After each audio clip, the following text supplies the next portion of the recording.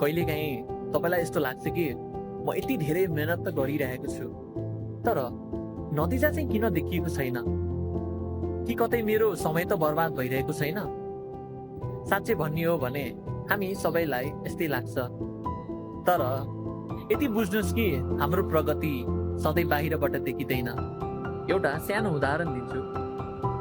एउटा बाँसको रुख सुरुको 5 वर्षसम्म जमिनको 1 फिट पनि माथि बढ्दैन, तर 5 वर्षपछि चाहिँ यो 6 हप्ताभित्रै जमिनको 90 फिट अग्लो हुन्छ र यो 5 वर्षसम्म यसले जमिन मुनि आफ्नो जरा बलियो बनाइरहेको हुन्छ।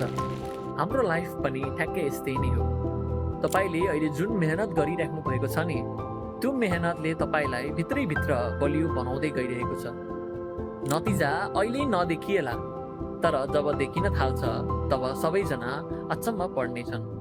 त्यसैले नतिजा ढिलो आयो भनेर तपाईँले आफ्नो काम गर्न नछोड्नुहोला। तपाईँको पनि दिन आउनेछ, बस अलि धैर्य राख्नुहोला। यदि भन्दै आज यो एपिसोड यहीँ बन्द गर्नेछु र फेरि भेटौँला अर्को एपिसोडमा। धन्यवाद।